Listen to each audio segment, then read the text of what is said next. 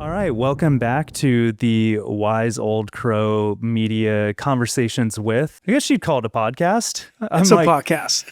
It's a podcast format. I'm just not maybe consistent yet, but I'm working on it. I think you're doing a great job. Well, thank you. Today's special because I have Harold Noriega, Coop's dad, in our studio at Steadfast Church here, and we have been working on a film together, which we're here to talk about today for the better part of, I guess, 3 years now, if you really look back. Yeah, it's probably closer to 4. I mean, it's more than 3.5. It started right after Cooper passed. And it's actually like a pretty cool organic story that we believe that, you know, God and Cooper really have a hand in, because we met in a like somewhat unlikely way. Yes, we met, I believe, in a preordained way. I think so too. Things in my life were starting to unfold in this direction of being of service in this space, being an advocate. Up until that point, I was in a lot of turmoil, a lot of grief.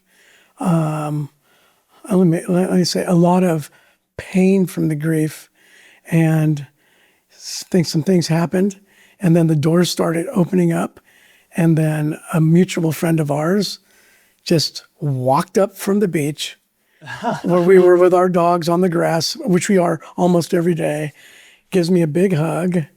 I didn't know he knew about Coop, and he said, "I'm sorry," and this and that, but I got somebody I want you to meet. Okay, let's have some coffee. Let's schedule this.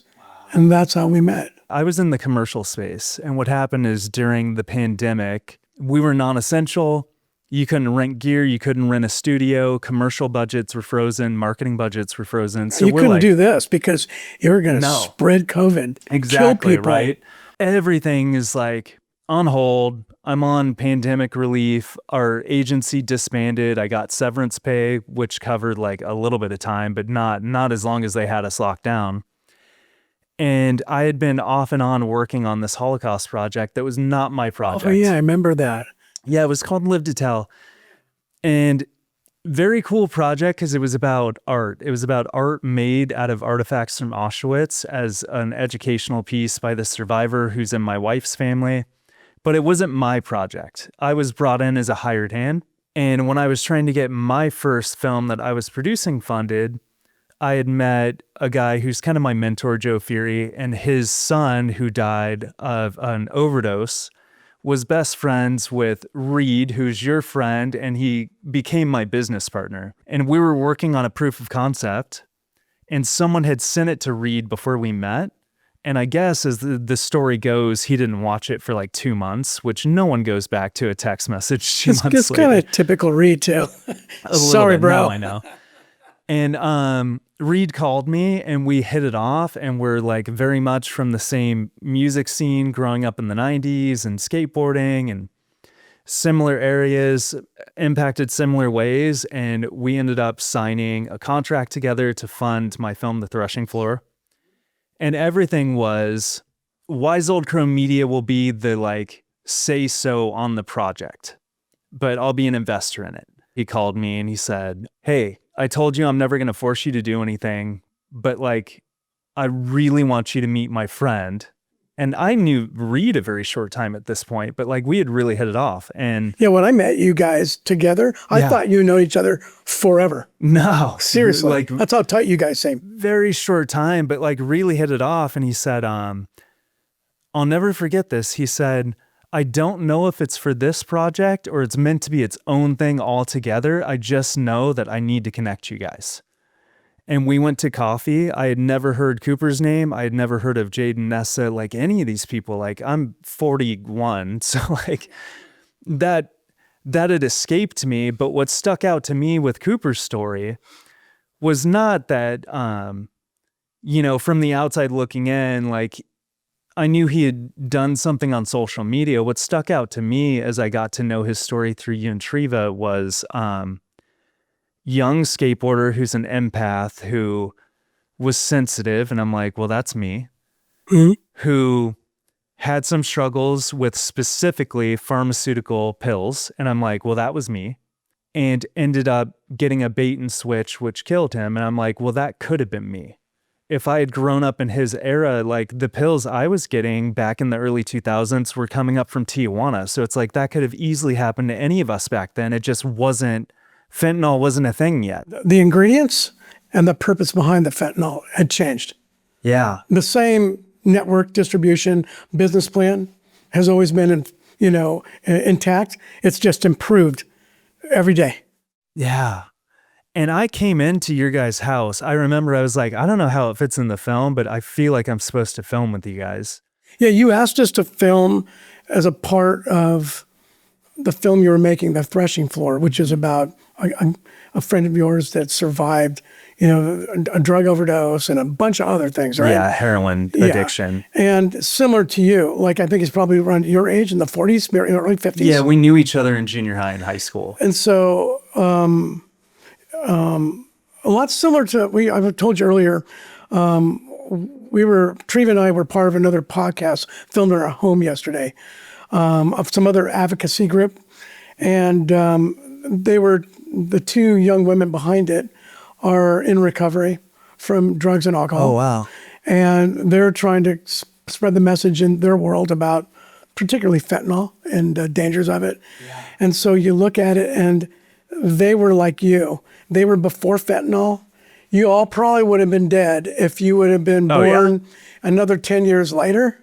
And so you came in to film us because we are now from this like next generation, our son was, of kids dying. And there was also one significant difference, which the reason why these girls filmed us yesterday is because I guess you could say we're kind of from an affluent demographic and a geographical area where we live. Definitely. And people think, and the stigma of like, look at downtown Los Angeles and the fentanyl people bent over and they're zombies, right? You hear about it in the mayoral race with Spencer Pratt trying to clean this up and wanting to do that. But this whole moment in time is non-discriminatory, and it is from the less educated and the less well-to-do to the super wealthy and the super educated and well-to-do. It's across all platforms. So you wanted to bring that into that film, and we filmed an episode with you, or a segment for your film. For the Threshing Floor. I mean, I don't know if people realize this, but when I walked into your house, there was still a shrine to Cooper, like in the front entranceway. Like I want to say it had happened 2 months before I walked in there. Like this is like it's fresh, and still, you guys treated me so warmly and so kindly, even though I'm coming into your house, like in the immediate aftermath of your son's like passing. Setting up cameras, it's like we talked about this and your purpose of it, and it was like, this will help somebody realize that it can happen to me, because we experienced a lot of our friends with children that didn't come right out and say it, but by their reactions and their actions with it, one could assume that their belief was, this won't happen to us, won't happen to me. And sometimes I've found out that that's really based in fear. And and that reaction is because something's going on and you're really fearful this could happen, so I want to stay away from this. And that's kind of a human defense mechanism, a survival mechanism, right? To kind of like, if the asteroid's coming into you, to like, well, what's that going to do? You see the tidal wave? You're going to get crushed. So how about, like you run to gunfire and versus run away from gunfire? You try to stop it, to stop the carnage. So run to save a baby running in the street, get it away from the car, So we just felt that this would help. And then it led to you coming back to us and say, hey, would you want to do something different? Yeah, I mean, the premiere of that film did have a 5-minute section with Cooper's story in it. And it felt, I don't think disingenuous is the right word. It felt like to smash his story into 5 minutes and have it as an afterthought towards the end of another film was like, I don't feel like that's the right place to share his story. So it was removed from that film, and I came to you guys and I was like, I think we should do like a short film and we'll put it out through Coop's Advice or do something. Yeah, remember this thing. It started out, well, they'll do something like 30 minutes. Yeah. Yeah, we'll do like a short video of it. And then what happened? So much had changed it was like a year. In the year that I had not really seen you guys as much, we went to coffee and it was like, hey, we can't announce this, but like the DEA just told us that like they're going to arrest the dealers. Like it's coming. We're going to get word at some point that it's happened, but it's on the radar. There had been a healing journey you guys had started. I hate that it has to be this way, but it's the people that get affected by these issues that have to hoist the flag and be the voice for it. But you guys had taken that and really embodied like being the voice of, we don't want any other parent to feel what we're going through right now. You had started getting vocal. There was things moving. And then some of the first people you talked to, Jaden said, like, I want to be a part of it.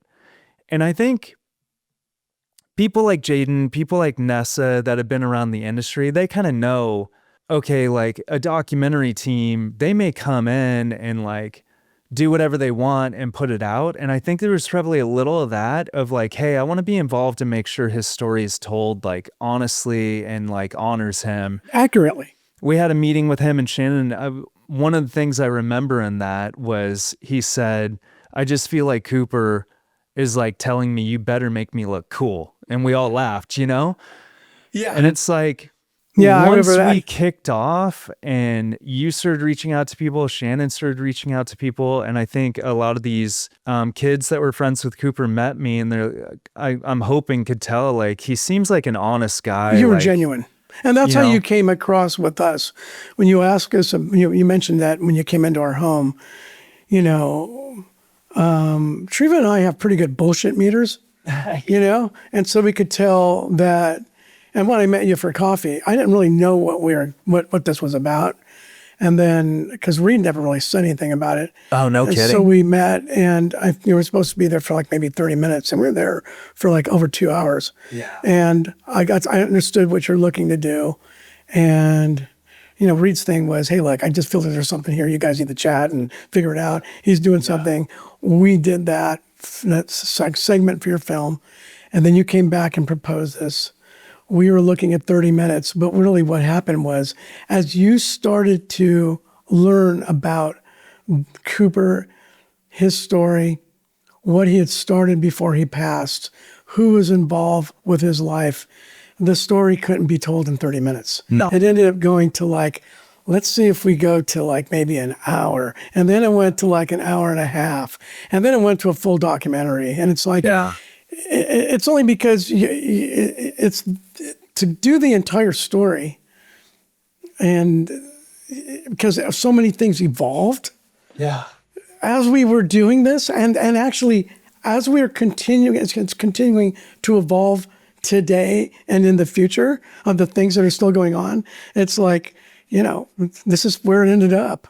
Yeah. At one point it was like, I want to say just under 2 hours and 15 minutes. And now the final version that's about to premiere, which we'll get into, is at the 2 hour mark. It's like amazing. An hour, 59 minutes. Yeah, no, credits. I mean, it's amazing that, and you know, you can. And I would have made it like a 6-episode series. Like if I had all the time in the world, I mean, we would have taken all the time, but I think the benefit of a film is you can go screen it, engage an audience, and we can give you that platform to talk about Coop's advice and rallying people for the cause, the call to action. It's harder to do with the series because generally you show one episode. What are we going to get in one episode? His life in Laguna. Well, know? Because I've followed a lot of series, you know, over the last several years, either docuseries or just series for entertainment. And in the first 3-4 episodes, they're creating the canvas of the story with all the various people, and you're developing these characters, and then you're bringing it forward, and then you're bringing it all together for a finale, a season finale. You know, I think personally one of the one of the better series that has been done recently is Euphoria. And from season 1, season 2, season 3, everybody has their opinions about it. Similar to Game of Thrones, I thought that was one of the best series ever made, regardless of what people think about the last season, right? Yeah. And things happen. Like in Euphoria, one of the lead actors passed away from season 2 to season 3. And so just number of things that go with that. What's interesting about what you're doing is you've created a documentary, and that our hope is that we now go to documentary 2.0, and that becomes reformatted to a series that gets picked up by the streaming platforms, and then we'll edit it accordingly. Yeah, we're definitely open to that. Yeah. And I think that's how I think it would be best received.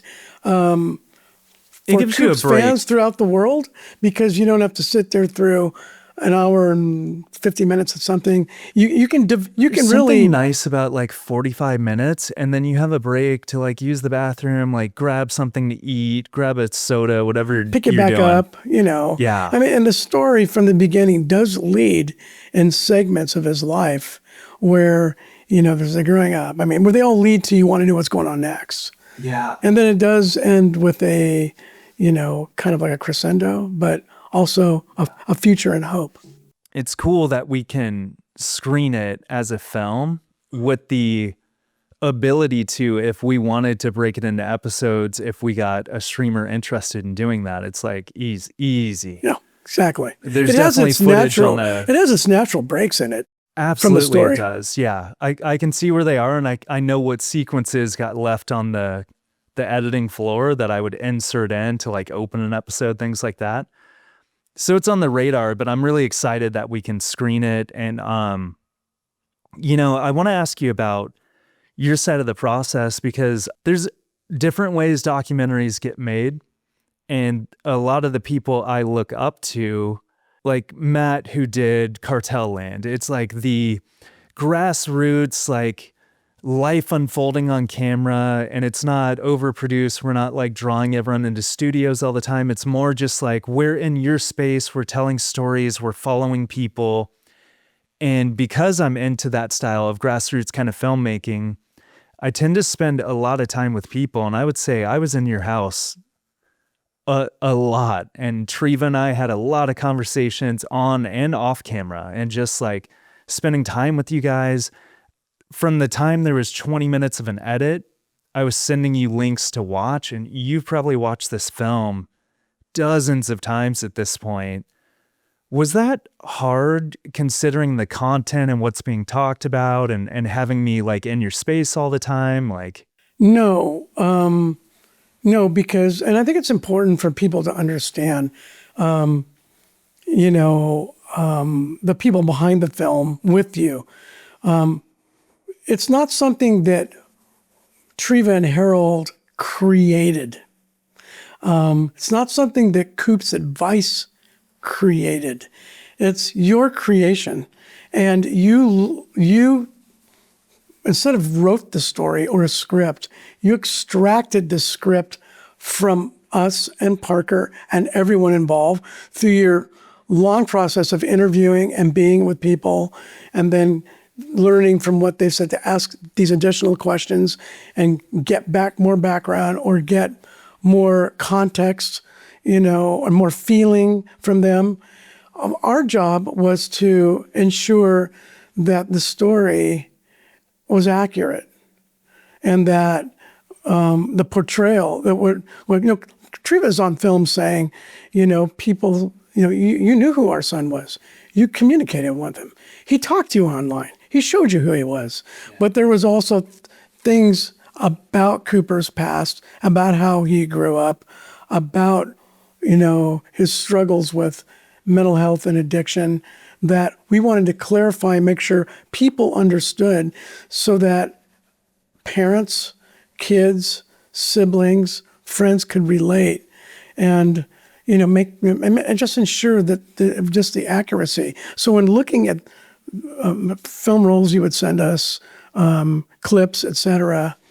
It really wasn't hard, but there are times when I would watch, like, let's say, a longer clip, we re-edited a final ending of this, and I go back and look at it.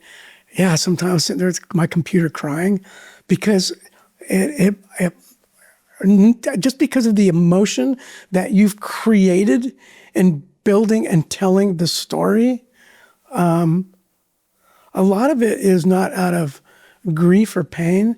It's out of like, yeah, I miss Coop and I see things here, but also out of joy that this is a really cool story.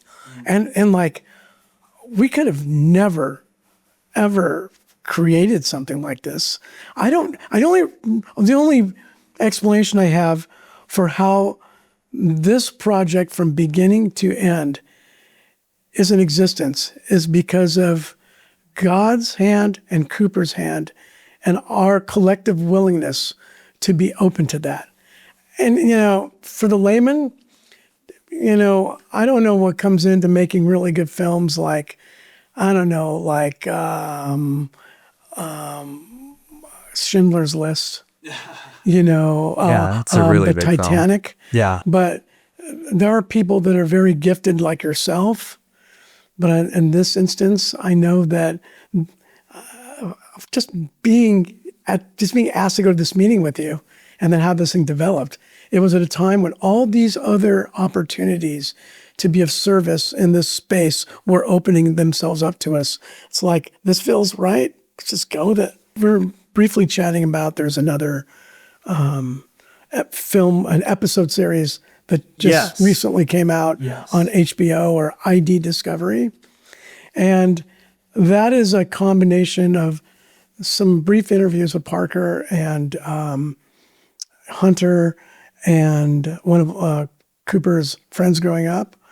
But it's piecemealing a story from people who don't know really any of us from social media. And so, not a bad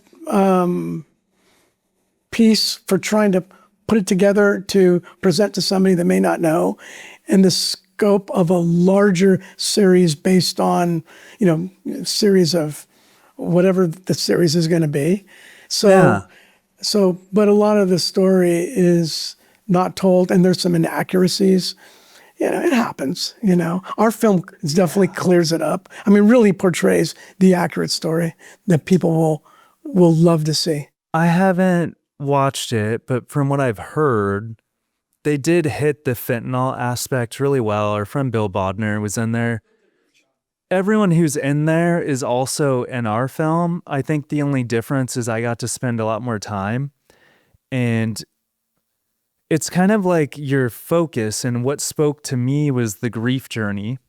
So there's Cooper's biography, and then there's a present day through line that goes through the film that's really focused on everyone's like grief journey. And because I'm a Christian, you're a Christian, Cooper was a Christian, I wanted to make sure, and you wanted to make sure that his faith was talked about in there. So it's like, I didn't just focus on LA. The first hour of the film, we cut to present day, but the first hour of the film is mainly his growing up in Laguna, wilderness camp, some of the precursors, and how the therapy of wilderness and the boarding school brought you guys closer as a family. He even says, we have him in there talking about how he feels like his emotional intelligence is really good because he had done all that therapy.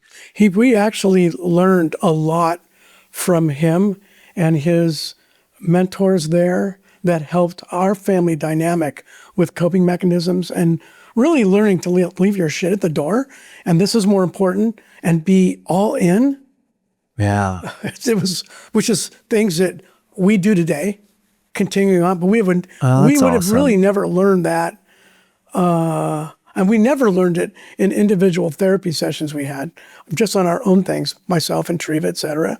But we learned it from Cooper and what he was going through. And he shared it with us in a very open and non-judgmental way. So you could be exposed and you felt safe. And then you could move forward and progress. What was the phrase? I remember you telling me a bunch of times. There's a phrase you guys would use, which like, was it, I want to get real? Or Dad, I need to get real with you. And that was And I was like, hey, oh, okay. this is serious.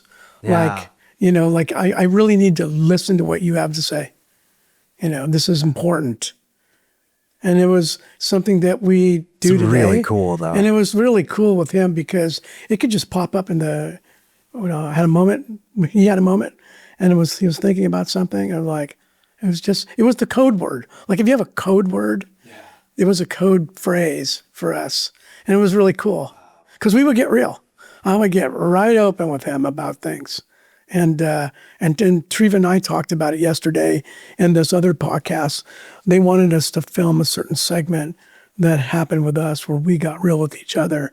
And we did as kind of a message to other couples, other parents. That's important. That have gone through this, have lost someone right after they've lost someone. It'll divide people for sure. Dude, I've learned this, and, there's real evil in this world. It's real. It's evil. You can all see it. Look what's going on when people like the Holocaust, what the drug cartels do to their enemies, and how they torture them and cut them up and burn them and put them in acid and human take trafficking. their families, all that. Yeah. You can see real evil in this world, but just as much as you can see real evil, you may not pay attention as much that you see real God. It's even greater with God there. So, our survival was based on focusing on laying down our feet to God, at God's feet, because we would never survive this without God. And I don't know how anybody can survive any type of trauma to this degree, or addiction, or alcoholism, or whatever it may be, without the intervention of God. I have no idea, even on the addiction level. I've said it to many people, but it's like without God, there's no way that I would have ever gotten sober. There's no reason. I hated life. I felt like doing drugs was making the best of a bad situation. It's like, while I have to be here, life sucks, so I'm going to take something to feel good and shut my brain off. God was the redefining trait of having purpose. And I don't mean some belief system I just decided, hey, I'm going to stop acting like a lowlife now. Like you read the Bible and it changed your life. No, it's not about that. I had a real encounter with the Holy Spirit that I was like, this is all real, and I want to get to know who God is. And then the drugs just went away because it was like, oh, that's not God's best for me. That's not everyone's story. But you take out God and it's like, I'd have no reason not to have kept abusing things. But talking about losing a kid, I can't think of something much bigger than that would create a rift between a couple. And I think the fact that you guys, as I'm sure you might have said in that, I've heard you say, but you made a decision very early on that it was like, we need to go through this together. Well, this is the piece that they asked us to film yesterday, which was separate from the podcast. It was something they could put out towards other families and couples. Shortly after Cooper passed, right when Coop's advice was getting formed, and I would say it was probably within a week. And Treva's sister was still here from Texas, so it was about a week.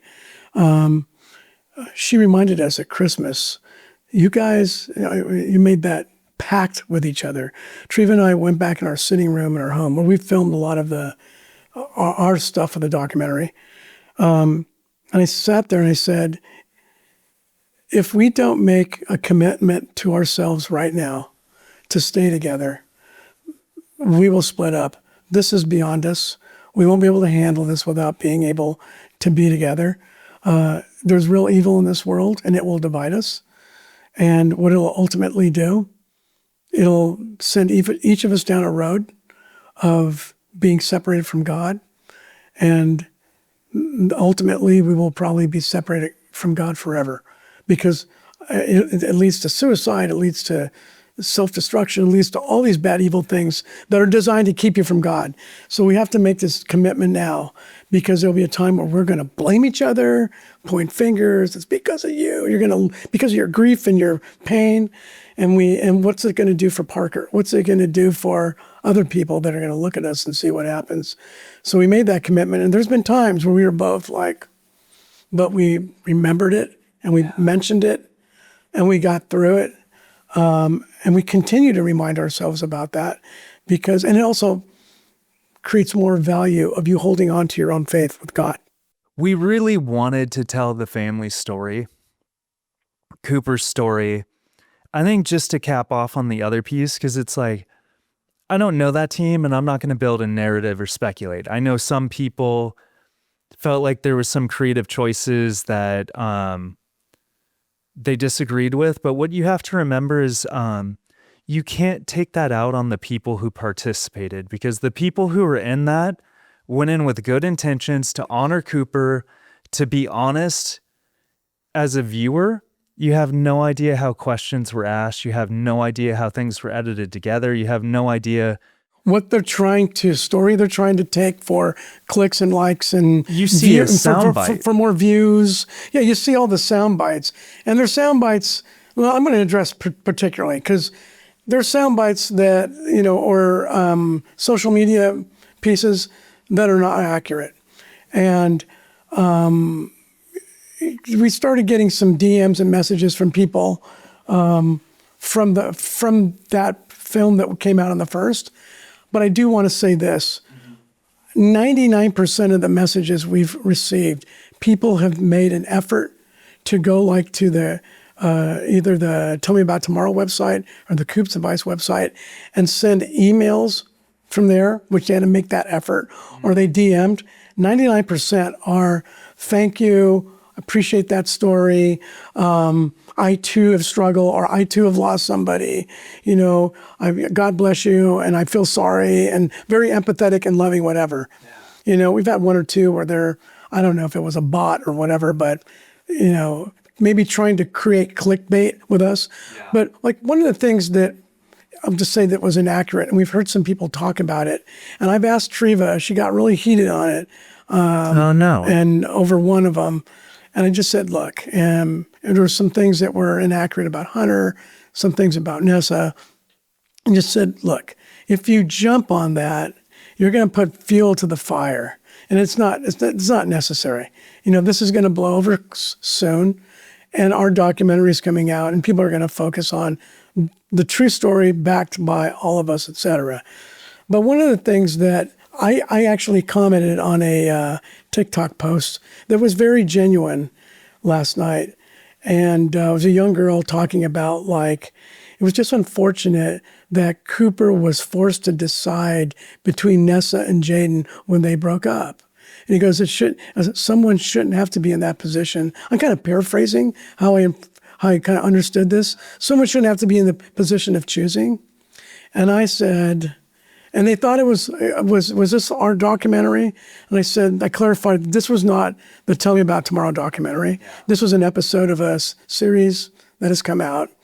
And that is not what happened. It's understandable that someone whose two best friends are in a relationship, they break up, that you could feel that you might have to choose a side, but Cooper didn't choose a side. He was never asked to choose a side. He never was led to choose a side, and he never chose a side. What he did is he chose to remain best friends with both, and he loved them both dearly. He wanted them to be happy, whether they're going to be together or not, and continue to love them both, and each, and they stayed good friends. And you see Jaden has honored Cooper since then in a lot of different ways, at music and in concerts and in support of Coop's Advice and apparel. And Nessa's done the same thing. She has done merch, sold merch at her concerts and donated to Coop's Advice. She has continued to create music and has featured Coop's Advice. Her recent EP, she did a song,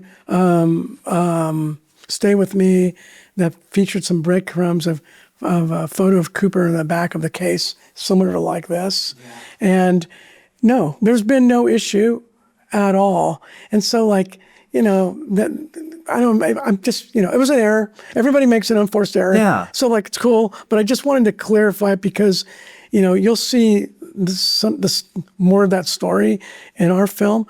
But I also want to address one other thing, if I may. Yeah, of course. Nessa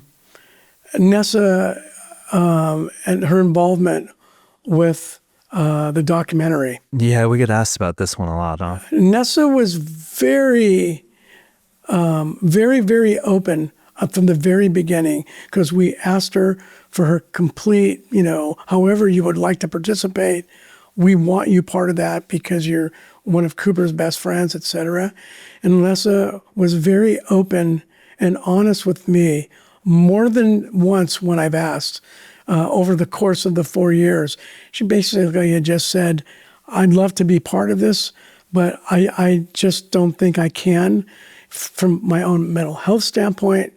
I mean, this is hard. And, and I just respected that and said, I understand. This isn't easy. And look, nobody's going to hold this against you.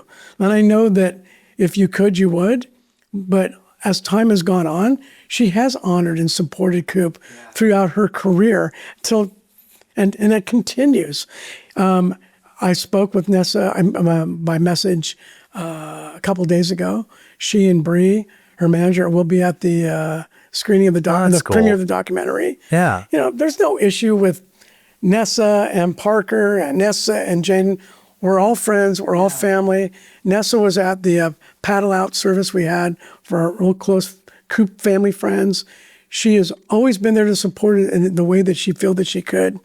So like, Nessa's part of this because she's been there spiritually, supported us, and also behind the scenes. And so like, that's an explanation that we could never put in a film credit.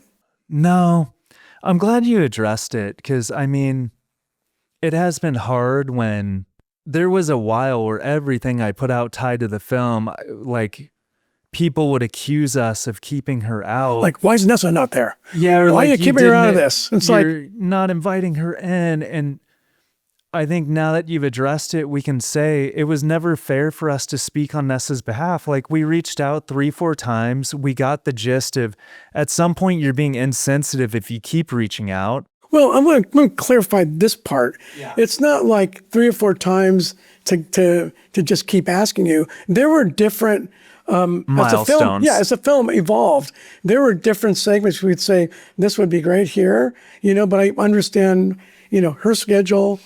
Sometimes there were scheduling issues. She was touring. Other times it was just like, I get the emotional part of it. There's a part of me. I don't know if I mentioned this all, but I mentioned to some other people and different platforms that I'm involved with. I know we're going to talk about the court cases and stuff, but there's a point with me where this is getting that I think I'm going to be done with Coop's advice and everything that's involved with and wind it down. Merch store, you see podcasts are less, the documentary is a milestone, the court cases are a milestone. There's a time where I kind of think I need to be more focused on myself and Parker and Treva. I could say that. And I still have a career, but that's a feeling that I'm expressing, like Nessa has expressed at times when it was really hard for Jaden to go back and relive those moments. I mean, everybody, Sad reliving those, Emma, Anna, Hunter, Hunter with Parker searching for Cooper, Parker. I mean, it's still really like fresh. I mean, we're coming on 4 years on June 9th. Yeah. And what is today? June 5th or something? I mean, we're like I don't even know what day it is today. It's the 5th. So, I mean, and then we've got, June 9th, Cooper, the anniversary of his death, 4 years. My birthday's the next day. We've got the 23rd, we have a sentencing of the head of that drug ring, Eric Estrada. It's supposed to be sentenced, who's kicked the can down the road, and I think he may try to do it again. Then we've got the documentary, the 24th. Then we go into Walk for Lives, the 11th, and we've got other sentencing and a trial starting for someone that thinks they're going to go to trial. This is a lot of heavy shit, and it's like I kind of want to be done with it because it's like takes a toll on my life, you know? And so, but I regroup, like I'm like venting, you know, but like, I mean, I'm seriously spewing it right now, but I will regroup and I will pray, and where God leads me, I will go, whatever capacity it's going to be in. Maybe it's even doubling down and deeper. I don't know. I mean, we had so many things change and interrupt. I mean, you know, we got dropped from the merch store fulfillment group at the end of the year, and it's taken 6 months. And we just went back online last week. And I'm like, I'm down here on the drive here. I'm talking to fulfillment about, you know, redoing new merch for the documentary, because that was our lifeblood of funding. Yeah, it was. And so like, gee, man, this is like lifting it back up again and getting it up in the air. I mean, this is a lot of work, and it's stressful. But we got wonderful people supporting us. The new merch fulfillment, they're awesome. One person in particular, Riley Sywick from Canada, that was there from day one, starting Coop's Advice Discord with Coop, still moderates it, is helping us do a lot of other stuff. She's doing our social media. I mean, man, she's got a life. And I mean, she's still, as she's getting older, she's still doing this. So like when is she going to like want to stop, you know? Like, I feel like from the beginning, you've always been we're going to go where we feel led and where doors open up. And even if there's a time period where you guys just need like a little break to recalibrate, I don't think anyone could ever hold that against you. And then if doors open again, it's like I could see you walking through them. But it's hard because like Instagram, no one goes on there. I know in Coop's Advice, there's been times that you're like, hey, today was a hard day. But no one goes on like Instagram and they're like, hey, here's like 4 different things that are like kicking us while we're on the ground right now, or like situations. So I think people don't always see kind of the complete picture. And then you can draw narratives of like, why didn't this person share this? And it's like, because they might be in a hard season right now. Or like, how come the merch store, like, how come this isn't out yet? And it's like one thing, and this is just who I am, is who God has called me to be as a filmmaker. Even though contractually I keep films as like Wise Old Crow films so that I can make the best decisions I can for the film, to sleep at night, pretty much any film I've ever done, but specifically on this one, I always told you and Treva that you will have a say in the story of this project. Like we're not going to just put something out. Like I want you guys to sign off on it, specifically you two. And you have. And we almost premiered a version of this film, and last minute we decided this isn't the right version. And I mean, it was a tough call, but I'm so glad we did that, because the version we have now. We had a premiere set up at the Rivian Theater in Laguna, and we had to pull it. And I thought, oh, these guys will never do this again. But they're going to give us another date in July or August to do a Southern Orange County premiere. So, and I think we're just getting started. But the reality is, like, do we care more about the timing or do we care about getting it right? And for us, it was always, you know what, we could have rushed and started screening, but like there was hesitations, and we sat down, and I sat in your living room, and you, Treva, and I watched it together, and we talked through a number of scenes. Some of them remained, some of them we decided, you know what, I don't know if that needs to be in there, or I don't know if that's accurate. Or let's redo this. This might be more, we're missing something here. And we wanted the ending to feel like the closure of a film, and the reality is the original ending did not feel like the closure that the film needed. So we shot another interview, and I think the ending now, it gives me chills. It's so much better. And it's really good. You know what? Does it matter in the grand scheme of things that it came out a few months later? For me, it doesn't. It matters more that the project honors Cooper and honors your family. Yes, and it does.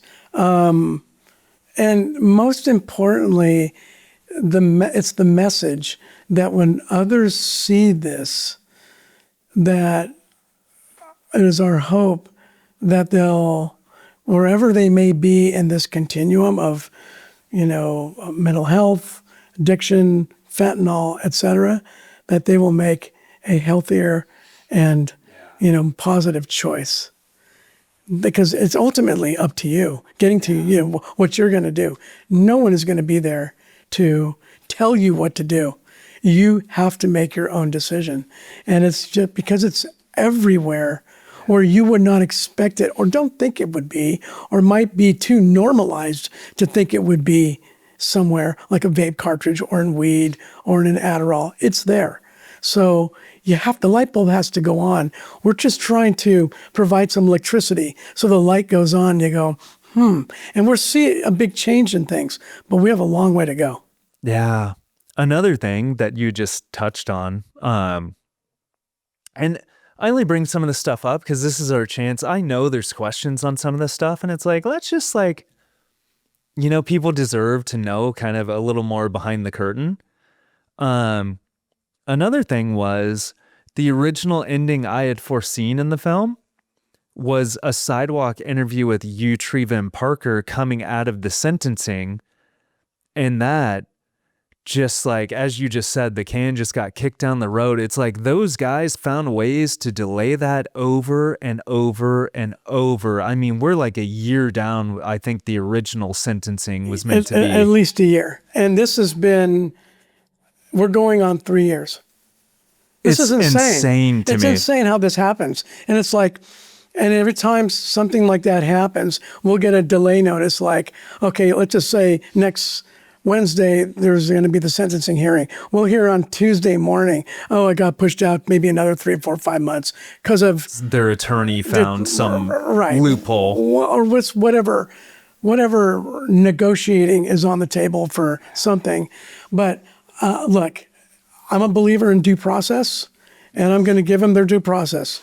But there's a day, and so the day's coming, and I'm going to be there in that courtroom for that day, and I will be speaking. Our whole family will be speaking. And then my hope for this is that everyone can leave it in God's hands and not harbor any hatred or anger that'll eat up your soul and heart, that'll keep you separated from God, that you realize that someday you've said your piece, but someday they will stand in front of God individually and get their judgment bestowed. And you know what? I trust God's got it, can handle this. Doesn't need me. While they have been behind bars, they have not been killing people. And I think if you glaze over it, it's easy to think maybe it was just Cooper. And it's like, that is a very unlikely scenario because you get a batch of pills, you divide them up, you sell them all over town, and you think Cooper's the only one that happened to. Cooper had a big enough name that something set it off to investigate it. But there's families that have told you, we think our kid's death is connected to that. It's we know absolutely they continue to kill because another young woman, 22 years old, was killed from fentanyl poisoning from this same group. And they combined her case with Cooper's case at the end of last year because there was some wrangling on negotiation, on plea bargaining with the head of the cartel, head of this drug ring, Eric Estrada. And then, and then all of a sudden they bring in this other case and they go, oh yeah, kill somebody else. And this case is being prosecuted now in conjunction with Cooper's. So I don't think you have any leverage. So that was out. I don't doubt that. So there were plenty others. They just were not enough convictable evidence, but they did get another one. So he's being convicted for 2 deaths. And if it wasn't for Cooper's, case, they would never have gotten this other one. And they are also aware of others, but it's a matter of having, and look, it's due process. I'm not going to go against our justice system. We have the best justice system in the world, and so we have to, I think what we need to do is we need to align our state and local justice system with what the federal justice system is, because it's a lower bar. We have all these hurdles. It's like, that's why less than 2% of anybody arrested for fentanyl poisoning from a distribution standpoint results in a conviction, because in the state and local level, it is almost impossible. It's pushing a boulder uphill, going backwards. But if you bring in the federal jurisdiction, it's a lot simpler. It is a matter of, if you have possession, that's a penalty. That's like 5 to 10 years. If it's distribution, mandatory 10. Distribution that results in death, 20 to life. This is it. Yeah. I don't have to prove that you knew what you were doing, but the fact that you had it, you were there, part of it, is enough. That's what needs to be done. And it's like, we're getting closer. We're evolving towards this. That's another advocacy space that we're involved with. Absolutely. And I know this is taking a toll on you guys. So, I mean, we've just been praying that justice prevails and that there can finally be closure. So it's not just like, obviously, you've had to speak at a bunch of the bail hearings, which I know we've talked about, and it's just like, it's really hard on you. And Push, you have no thank idea. God that judges have not let them out, because if they get out, there's such a risk for fleeing. No, there's no question that they would. I asked the prosecuting attorney for the justice system, if they were to get out, what's the statistics about them fleeing? Almost 100%. Yeah. Wow. Okay. Then what's the statistics of them once they get out, going back and doing what they've been doing and selling drugs, et cetera? Almost 100%. You know, I actually, in the very first, what do you call Bail it? hearing? Bail hearing that I spoke at, I got the sense that the judge really didn't understand the fentanyl world. She talked about overdosing, and it was really weird, Brad. I think I shared this with you. I wear an Apple Watch, and I watch my heart rate, and I wear a Whoop just for fitness and stuff. Yeah. But because I had a heart issue during COVID, there was kind of an anomaly. So I always just watch this. My watch, the alarm would go off sitting in the courtroom saying, your heart rate's too high. And it's like, bam, bam, bam, bam, bam. Are you okay? I mean, it would be like 160 to 180. And it's like hard for me to get my heart rate beyond like 130 on a workout. So, I mean, it's going, I can feel it pounding out of my chest. So I had to take deep breaths and pray. And just because it's the anxiety of being here. The killer of your kid is right there. And the attitude is, from primarily most of them, they can give a shit. And they're sneering or snickering, or families there on the other side of the aisle where we're sitting, and they're cocky, and they're sneering, and they're snickering, and they're giving you dirty looks. And you're just boiling with this, but you're just like, I'm here to do something. I'm here to speak. And I didn't come in with any prepped speech or outline of what I was going to say. I didn't know what it was. I just prayed. And you go up to this podium, and it has a microphone, and you address the judge addresses you. You thank him for allowing you to speak, and it was the weirdest experience. I'm speaking. I'm kind of like watching a movie. I feel my lips moving. I'm not really hearing things. I'm talking. I'm looking at people. I'm addressing them. I'm addressing the judge. But I go, this is really weird. I go, this isn't me speaking.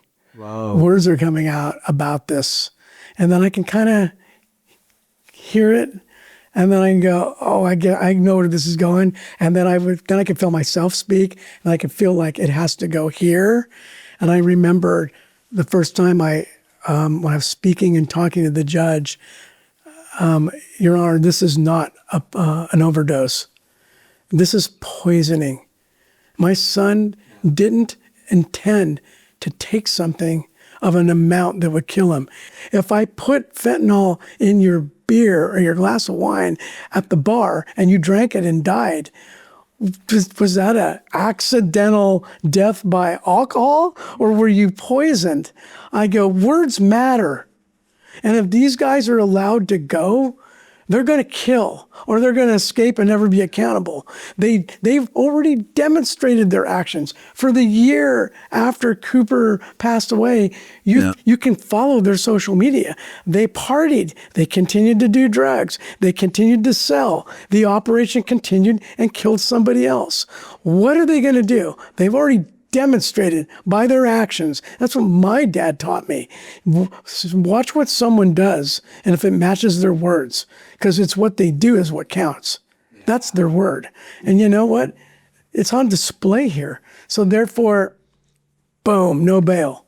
Yeah. And then she started calling it poisoning after that. So I think she might have done some homework. I spewed some statistics that about, who's That's dying, crazy, whatever. though. So I kind of felt like it was a little bit of educating the court, but then they would see me and it's like, they know me and like, this guy is not going to go away. They know who I am. And it's like, and the families know. It's interesting. I'll say this one last thing on this topic. When one of the people involved in the drug ring was being sentenced, who's now in federal penitentiary in Lewisburg, New Jersey, when his was getting a sentence and his family was there, a little different attitude, a little bit more remorse, a little bit of contrition.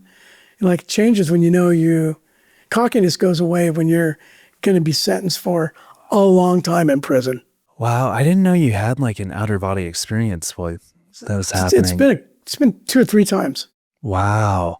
But it's like, I'm like watching this film, man. I'm like, it was weird. It was very bizarre. And I go back and I pray and my heart rate went down. I remember Parker was there at one of them and she goes, "Oh my God, your watch is going off." I'm like, "Because you can't have anything in the courtroom." And I go, "Look," and it's like, the heart rate's too high. And she's like, "Oh, Dad, you got to chill." I go, I'm good, I mean, the Bible talks about that specifically with like being brought before judges and don't worry about what you'll say. The Holy Spirit will speak through you. But hearing a story like that it makes that kind of stuff real, which is really cool. I mean, the situation's not cool, but it's just like to know that God has a hand in what's going on. It's been evident numerous times in our lives.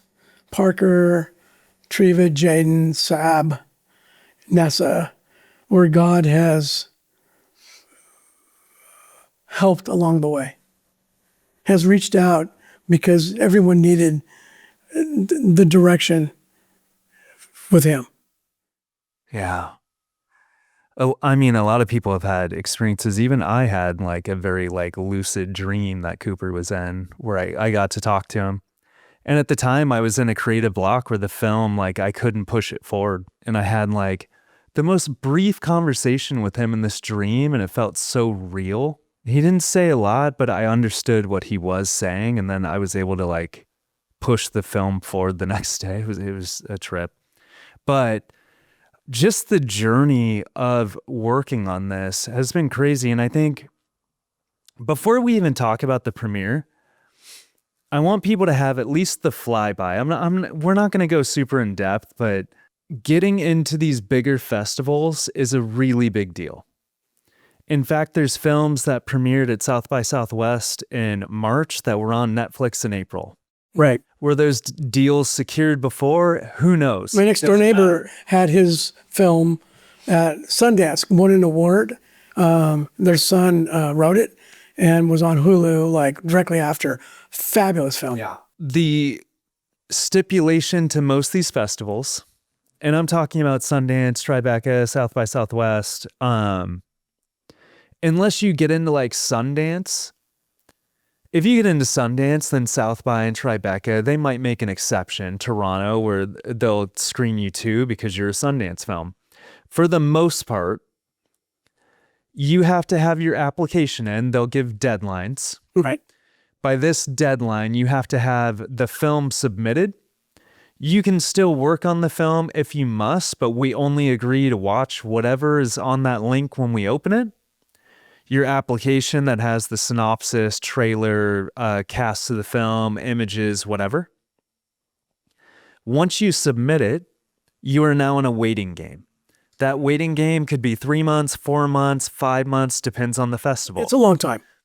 So the reason this matters is because the big dogs can stipulate that you are not allowed to show that film before it premieres at their festival, but you also won't find out for 6 months if it's going to premiere at their festival. So it's a little bit of a gamble where even if the film is finished, you have to sit on it because what if? Well, let's talk about just a couple. South by? No, let's talk about the film and for people to know what's actually going on with it, just the logistics. Yeah. The Tell Me About Tomorrow documentary premieres on June 24th, Wednesday, June 24th, 8:30 p.m. at the TCL Chinese Theater in Hollywood under the Dances with Films Film Festival. Yes. The TCL Theater used to be known as the Grauman's Chinese Theater, which in like my generation, that's a big iconic theater. Legendary. Everybody premiered films, or if you're going to go see Sound of Music, it was there first. You're going to go see Titanic, it was there first. So our film is premiering then. They would not let us, or part of their format was not to premiere publicly anywhere else until it premieres there. We had a friends and family premiere set up at the Rivian Theater in Laguna for, I think it was like May or June, something like that. No, it was April or something. And then we got this. No, it was January. Yeah, Then we got I think this we notice. rescheduled. And they said, well, we had sent out invites. Yeah. And then I had to recall and say, we can't, well, and then we were going to re-edit this ending. It was still could have made it for the Rivian, but the Dances with Films said, we can't do that. And most of the film festivals are like that. South by's that way. Yes. I think Toronto's that way. So therefore, we didn't screen it. We had to wait till June 24th. We will screen Rivian sometime this summer. People are asking, where can I see it in Europe? Where can I see it here? Will I be able to see it on YouTube?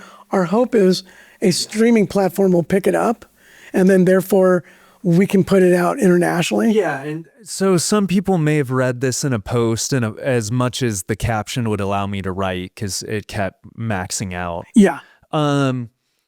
South by Southwest was our preferred festival at the time. No, it was our target. And we talked to them via email, like, I feel like it was 5 or 6 times by the end. We were right the very end in the last, Yeah. You're in the last decision. And my understanding is they don't talk to anybody. I've submitted 2 other films to them. I've never heard from the programming team. We talked to them and it was narrowing down. And then it was like, hey, we're going on holiday break over December. And they're like, but our team is going to be reviewing your film again for a world premiere. If any other festival contacts you, come to us first. So it was getting serious. Yes. They came back in January and said, you're still in the running for a world premiere. Just want to let you know. And keep in mind, South by is in March. So in January, when we're talking to them, it's like, oh, this is getting down to the wire. We also 2 other films plus, got rejected in November. Well, plus we had, I called on some friends that are in the movie business in Hollywood, and they're very high up, very well known. Could you put a good word for us? And I mean, the fact that there was a lot of communication with one particular person from a studio. You could see his assistant, and it's like, I never thought we would. Actually, I never thought we would be rejected from them. And we got rejected. I didn't either. But what happened is we got really no explanation. Just tough decisions were made. And this is like the night before announcements. They'd even told us there's going to be a first round of announcements, but don't be alarmed. You're still in the running. So we find out we're not going to get in. I get an email from Dances with Films has been running for 29 years. I know someone who premiered a film there back in 2024, and I was at an after party at a different festival, just directors hanging out. I met her. She was supporting a friend's film, and she was like, what do you have on the radar? And I'm talking about Tell Me About Tomorrow. This is back in 2024. And she's like, submit it to Dances with Films. The red carpet experience was awesome. They really care about filmmakers. I get an email from Dances with Films. And the notification deadline wasn't close. And it was the head programmer on the documentary side. And she's like, what's the status of this film? And I explained that we had just found out from South by that we didn't get in. We didn't have anything before South by because we were very confident that we were trying to go for that festival. So for that reason, because we didn't get in, we haven't premiered yet, yada, yada. She sent her phone number and was like, call me. This doesn't happen. No, it doesn't happen. No, you don't. No. You get like a form email. Yeah. If anything, if you get a communication, right? You get nothing. Yeah, and I got to talk to Jackie, and she's like, look, I was in the buying and acquisitions department at New Line Cinema for like, I think it was 13 years. She's been with Dances with Films for the last 16. And she's like, you should have gone to South by.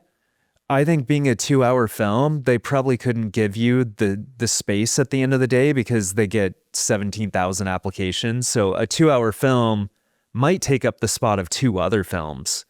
I wish they would have told us that if that's the reality. Doesn't matter. But she was like, I'm watching your film and there's like sequences that I'm like, that's down the street from my house. Like, and what really spoke to me is she's like, I remember Cooper's story when it was in the news. Like, I remember him.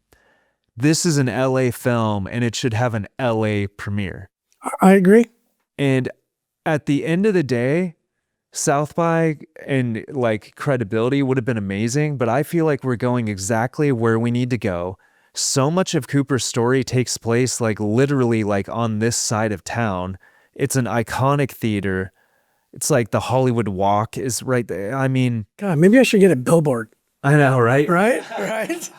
I mean, Jaden's had him there in Hollywood when he released both, and that's when they released their EPs. That wouldn't be a bad idea. Oh, that's so funny. But yeah, I mean, this is how things work out. And this is the difference when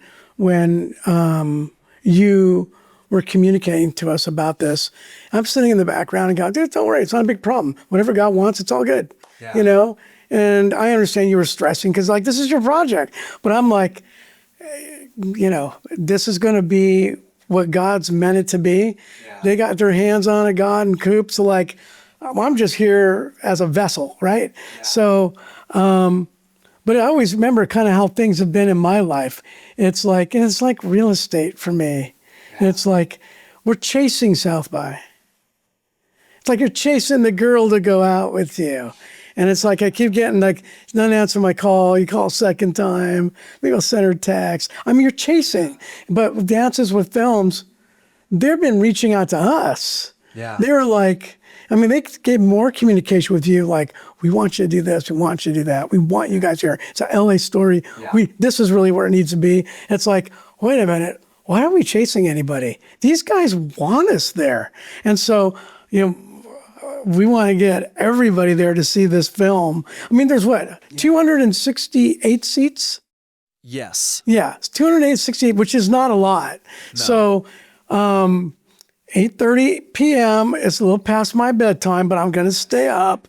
So, no, but it's like, that's going to be an amazing night. It will be packed. It probably will not be enough tickets. And hopefully, I think they have said that if there's more of a demand, they'll run it again. They'll do second screenings on some of the films. Wouldn't that be cool if it was on the last night, Cooper's birthday, June 28th? I know, right? Right? It's a 10-day festival for anyone that doesn't know, and it concludes on Cooper's birthday. That would be pretty freaking weird, man.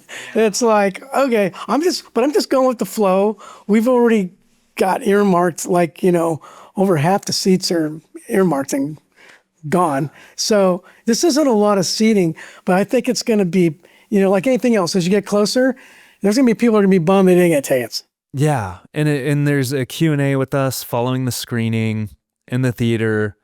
Jane, Nessa, all the Coop family friends are going to be there. Which is like, it didn't occur to me until you said it, but it's like Cooper's bringing all these people under one roof again to honor this film. And this may be the last time, for all we know, that all these people are in one room together. And it's like really to celebrate him. This is what he did. He brought people together. Yeah. Didn't want anybody to hurt.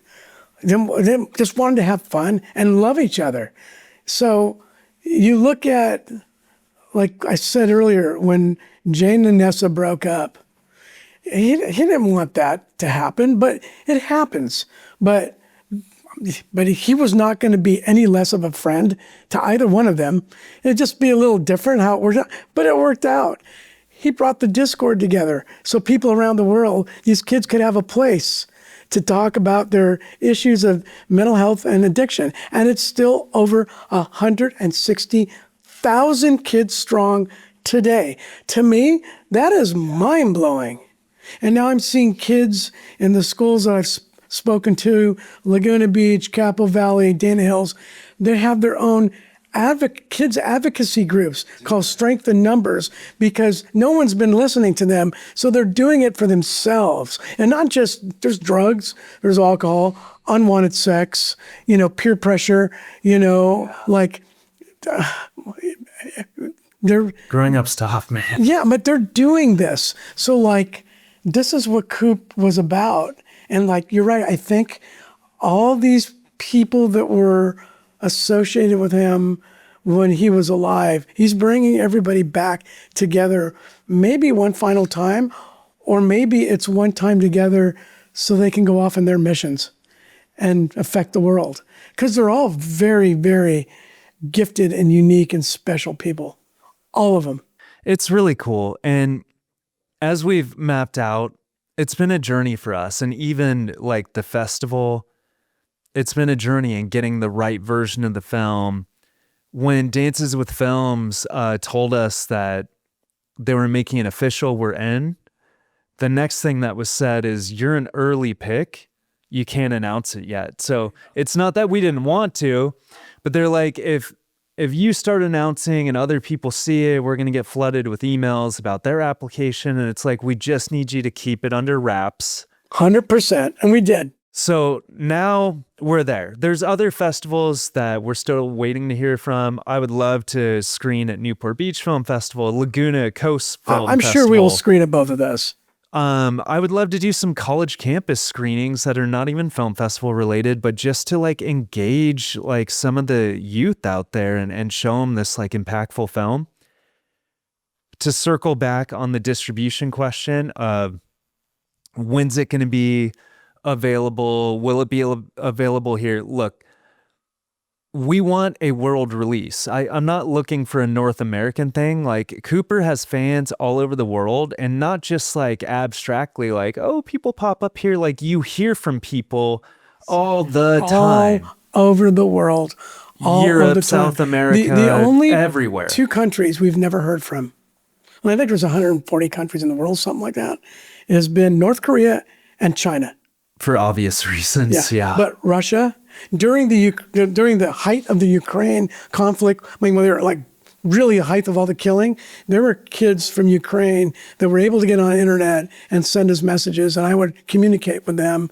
And, they would say, we're farther away from the heart of the conflict, but we've been aware of this, and they reach out, I mean, from everywhere. And so we want them to see this message, and they're asking for it. There'll be a right time and place, whether it'll be on a streaming platform or it ends up on YouTube or something of that sort. Well, the goal of the festivals is to engage an audience, but Dances with Films is not only going to have panels that will have some distributions there. A couple are sponsoring panels. There should be a couple Oscar winners in the house. They keep teasing. Undoubtedly, we are going to have distributors approach us. We've already talked to a couple. Here's the thing, is The Crash, which just hit Netflix, is in the cultural conversation right now. Gabby Petito's docuseries, when it hit Netflix, was in the cultural conversation. We would love to have a Netflix, a Hulu, like one of the big streamers pick up the film because that cultural conversation can raise awareness on something that's very important and rally people for change. That's important. It's not just is it a financial thing? No, it's an exposure thing. If you want to affect the greater conversation, you need eyeballs on the piece. These bigger streamers would be that. People are getting creative with self-distribution too. It's like that may be an option. My last film did an output deal where we released on Amazon, Apple TV, et cetera, et cetera. We still question if we signed the right contract 6 months later because we haven't even seen our Amazon streams. We're hearing from people they've been streaming it, but we don't know if our distributor is being transparent. So if we got a credible offer tomorrow, we're not like trying to like pull something over. As soon as we feel like God and Cooper's hand is on something and it's like, this is right, then we'll do it. And our goal, and I think any distributor with like any common sense would be like, okay, we need a world release because there's people all over that would want to see this. But the distributors have talked to so far, it's very businesslike, and they love action movies because they're big moneymakers. What I didn't like, and I think it's a sales tactic, is some of those guys were talking to us very much like, well, you're a documentary, so we'll do what we can do. And already it's like, if you're going to talk about that project like that, then I don't want you involved. It's probably someone that is going to be, has had a personal experience in this space where they've lost someone or know someone. One of the things that's really interesting that I really highly recommend you watch is the Euphoria series, because it's 3 seasons. It just concluded a week ago with episode 8, season 3.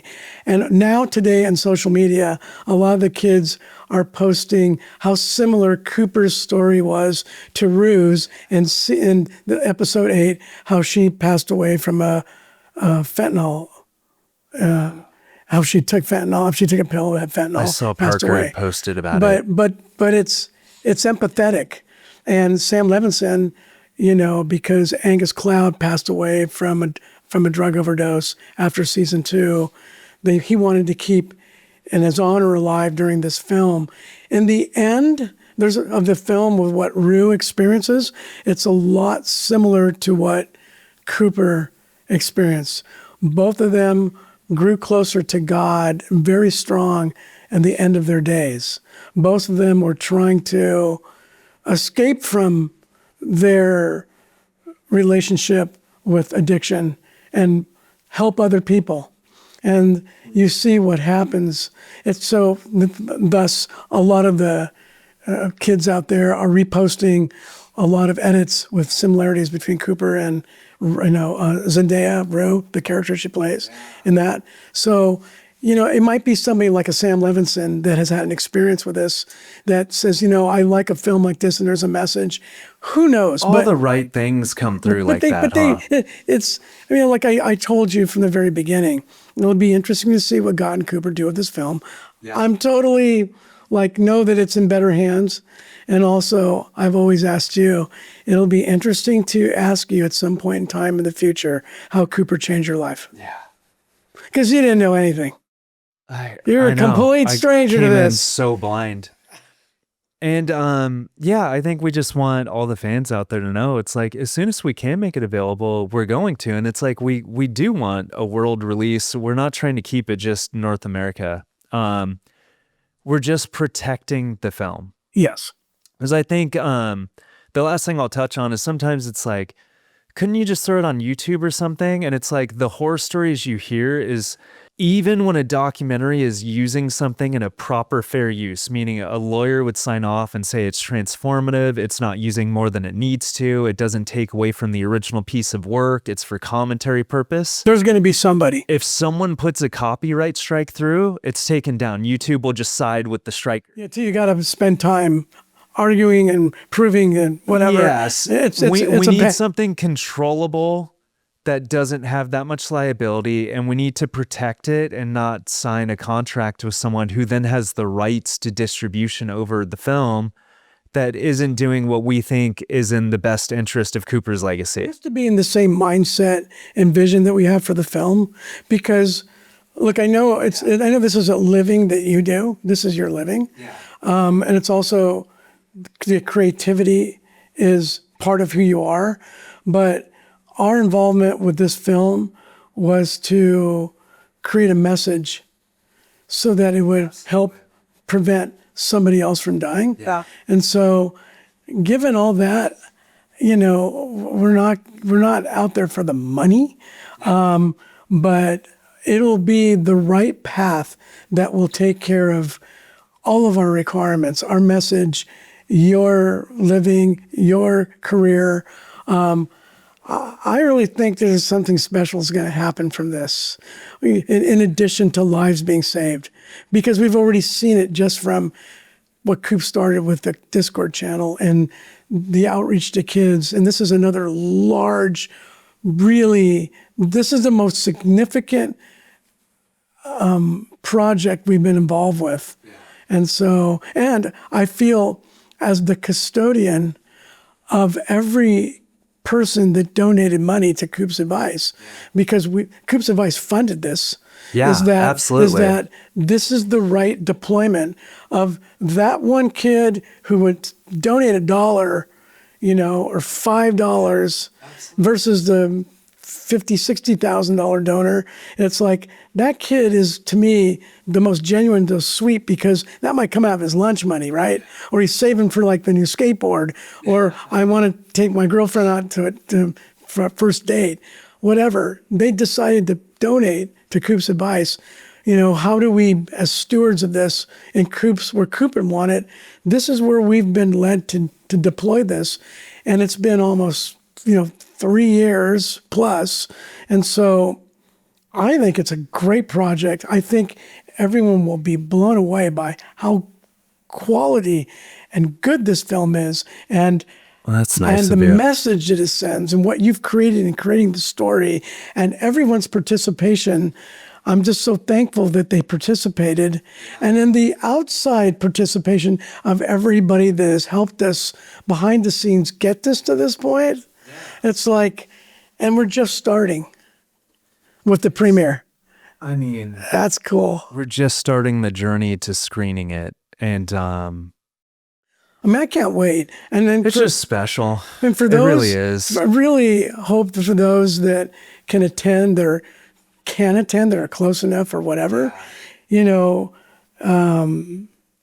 it's parents, you're going to see a story that will help you open your eyes about empowering kids with information versus being frightened or just telling them to do something like just say no to drugs. And for the kids that all knew Cooper and grew up with this whole era, Nessa, Jaden, Quentin, all these guys are going to be there, Sab. So be a great evening to share with everybody and be a part of it with all of us. Yeah, I think it'll be a celebration. Yeah. It'll have emotions too. But, of course. I've developed a really great relationship with you and Treva, and I talked to her the other day too, and it's like, there's a piece of me that's almost sad that not that we have a film now, but it's like that I don't get to come and film and be working on it, because you guys treated me like extended family from the day I met you. And it's like, Parker, I think I had to earn a little more trust, but she warmed up to me at the end, and Jaden was always really cool to me. Shannon was always really helpful. I haven't gotten to meet Nessa yet, but I hear good things. Part of this to help you understand from your standpoint, is we all, in our various ways and stages and degrees, we're dealing and have continued to deal with our grief. And that's how the interaction has been. I certainly, in my interaction with you, was centered on dealing with the pain and the grief. Otherwise, I wouldn't have done it. But so it's cathartic in a sense, but it's also very healing. And so, at times when Parker could be a little rough, and Triva. I know it's because, like Triva just mentioned the other day, I was like, well, you're being pretty like freaking crabby, man. Like, what's up with that? She goes, well, maybe it's just close to June 9th. And I was like, and you know what? And it was like, how insensitive of me. Yeah. You know, it's like, yeah, we used to always remind each other, hey, you know, as we get closer to this, we typically start lashing out because we're dealing with the pain, and it's coming from within, and then we're not aware of it. And it's like, oh, we're aware of it now as we're getting closer, 4 more days. And it's hard. But we're thankful that these kids keep making edits and tributes and post them on Instagram and TikTok. And they tag us, or they want us as a collaborator, and we will repost them because they still care. And the comments we get, the DMs, you know, I'm thankful. Yeah, I used to think that, well, there's going to be a time when people just forget, right? But they haven't yet. They haven't, you know? So we're coming out at the right time with this film. And I think it feels good. And I'm excited about it. And I'm really excited about seeing all the people that show up. Because it's for them. Yeah. They all made it happen. I've said this to like my wife and friends, but it's like, Cooper's fans show up every time. Like if we post a trailer or a scene, like people share it and people talk about it and they like send it to people, and it's like they show up. And it's rare. Like for what I do for a living, I've never done a story I wasn't passionate about. But a lot of times you feel like you're screaming into the void and begging people to care. And this project, it's like, no, there's a lot of kids out there that understand why Cooper's story is important. And I just think it's really moving because they show up for us like all the time. They show up for you guys. I understand like the 14, 15, 16-year-old when they send messages. And so Cooper would be going on 24, the 21, 22, 23, 24-year-old, right? But I get messages from kids and I'll go, hey, tell me a little bit about who you are. It might be a struggle, and Cooper saved me. I was dead, et cetera, et cetera. 29, 30, 31, 32, 35, 36. I'm like, really? I mean, that's powerful for someone to have an effect on someone older, you know. And Parker's, going to be, 29, 30, and she's that next age group, right? She's 5 years older than Coop, but this is 5+ years older that he still had a resonating effect with. Where by that time, you kind of think that you're, off in your career, doing your thing, maybe married, maybe starting a family. But we just got letters yesterday that I shared with Triva, and one was from a really young girl. She made something. It was really cute, and one was somebody who had twins, and she's like, she's like your age. And it was like about the effect Cooper had on her life. I'm like, that is incredibly powerful to affect someone that much older than you 4 years ago. It's just, I guess it's always a little sad to me because it's like, what else could he have done in his life? But, that I leave that stuff up to God, but it did just click for me that like the first time I almost died drinking on pills, I was 19. It was a New Year's party. And I literally told a bunch of my friends like that, like I was saying goodbye to him. And I went in my room and waited to die because my vision was blacking out and I was stumbling all over the floor. And like, I knew like it was like bad. I just can't see you like that. I know. Isn't that amazing? But like, Cooper died at 19. I'm thinking like my first real, like, I didn't die, but that was an overdose. I took way too much while drinking of muscle relaxers, and like my body, I felt like was shutting down, and God intervened. But I'm 41. My daughter turns 10 next month. My son a month later will turn 7. My 12-year wedding anniversary is later this year. And it's just like, he didn't get any of that. And it makes me like kind of like a little emotional where it's like, that sucks, dude. Like, What would Cooper have gone on to do? And I'm sure you guys think about that a lot, and it's probably hard, but it's like God has used him in such an extraordinary way that it's like, you know what? I hope when this film comes out, people who have never heard Cooper's name in the last 4 years, the me's out there, will see this film because it wound up on a streaming service and cause them to reflect. I know a lot of people can be set in their ways, but there are people, and storytelling is the proven method that can get behind the firewall, that can get into people's heart and make them see something differently. If you just sit there and give them statistics, it's not going to change anyone. If you can show them a story, though, and get their emotions involved, then you might have some people that say, you know what? I think I've been looking at this wrong. And I think that's always been our heart. Watch the very last episode of Game of Thrones season 8. The very last. There's a speech by Lord Tyrion to the kings of Westeros and who's going to be, the lords of Westeros, and who is going to be anointed the king amongst them to rule forward because they killed the evil person. And so when you listen to his speech about storytelling, it's powerful. I need to watch that show. It is the best film series I have ever seen. Really? Watched, this is eight seasons of episodes over like 9-10 years. Yeah. I watched this 9 times. Really? And every time I watch it, I extract more from it. I'm going to watch Euphoria over again. I just watched episode 8, the last episode, again yesterday. You extract more and you see, it's like music. It's why, do you ever just listen to a song you like once?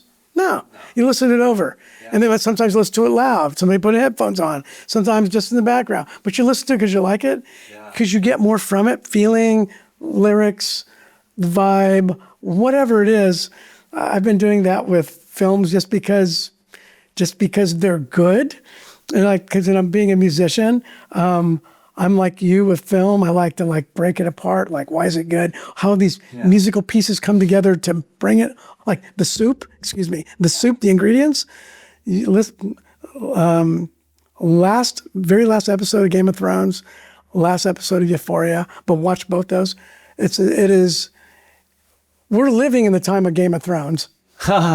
And we're really living in the time of Euphoria. It gets a little Hollywoodish, but really the underlying story, I think Sam Levinson did a great job in honoring everyone, particularly Angus Cloud. It's really good story. Wow. You'll have to check that out. It's about good and evil, power and money, good and evil. It's the same thing. It's all the same thing about fentanyl. Follow the money and what's behind it. It's about controlling the world.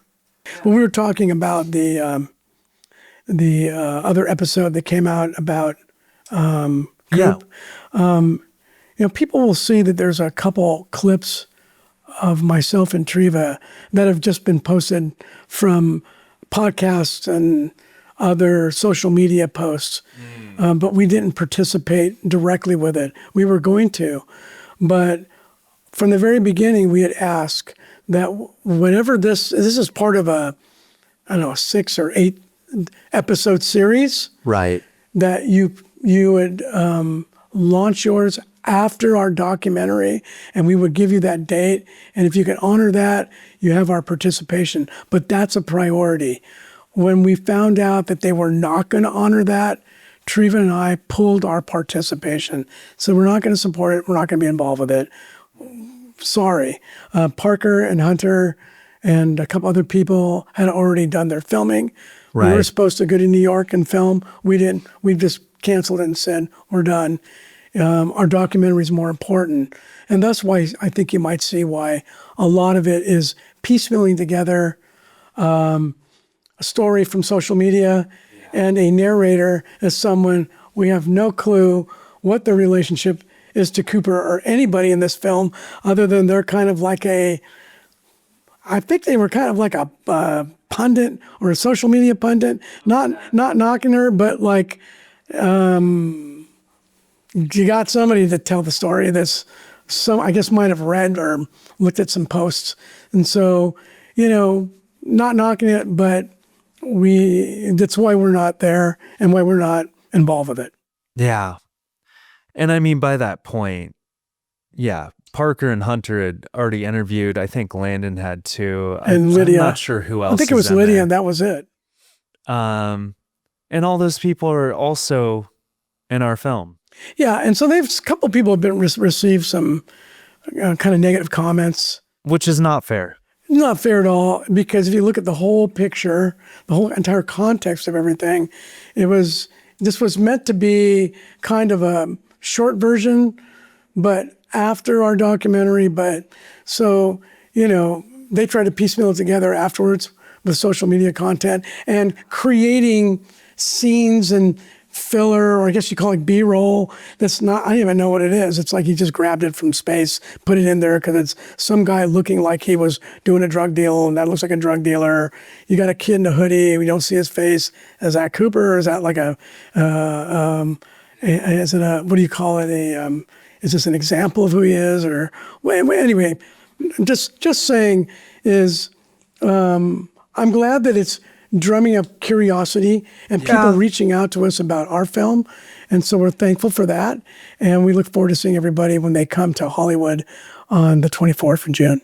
My boss used to always tell me in the commercial space, the rising tide raises all boats. And that was like, kind of like, you got to hold stuff with like a loose hand and just trust that like everything will work out and we don't have to gatekeep each other.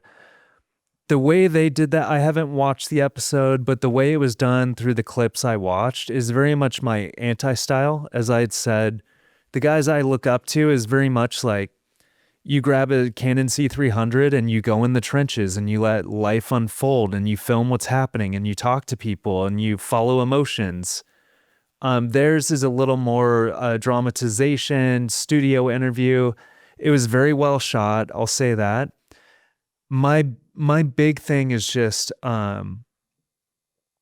if you had an issue with the storytelling of their piece, try to refrain from taking it out on the people who interviewed, because you've got two cameras going and I ask you a question and you give me an answer and I press send and you elaborate on that and maybe I bait you like, but don't you feel like this? Can you elaborate on that? Can you give me a setup on that? And I push and I push and I push, and then I Frankenstein between the cameras a sentence that maybe you didn't even say it that way. And then I piggyback that with other people, and you don't know how I asked the questions, how I pushed into it, what I suggested, what I didn't, what the editor did, what the producers in the boardroom told the editor to focus on.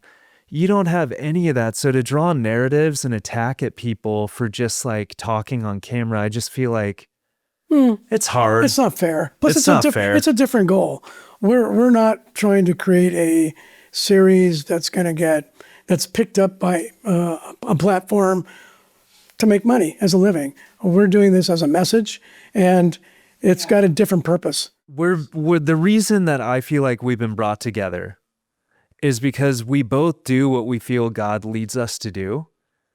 And I make films the way I feel like God leads me to make films. And that means that I know God is watching everything I do. So how I treat people, my integrity. I don't like to throw dirt at people in stories. So it's like, and I'm not saying they did that. In the same way, I don't want to attack them because I don't know anyone over there. But we're having this discussion primarily for two reasons. One is it's not about the content or the style. Or how it was created, or how it's a fine piece, but there is some confusion that ended up with some of the viewers, being detrimental to a couple of the interviewers, a couple of Cooper's friends, which number one isn't fair without looking at the big picture and the full context, which you can't present in a 45-minute, 50-minute segment, And then secondly, there are some inaccuracies that can create that, of which I spoke to about Nessa and Jaden Cooper, that there was no choosing of sides. All there was, hey, I love you both, and I'm going to continue to love you both, and and everybody gets along. That's what people didn't understand, and so it's like, but drama wants that, and it's kind of the human. makes for good TV, but it's also what human nature is, and you look at, the online platforms run with that stuff because they get clicks and what have you. So, our film is for a different purpose. And when it comes out and you see it, you'll see the story and the purpose of the story, and hopefully it'll change some lives and save some lives. Absolutely. That's it. Yeah. Thanks for driving down to Carlsbad to do this. And it's always great to hang out with you. It was fun. So, yeah.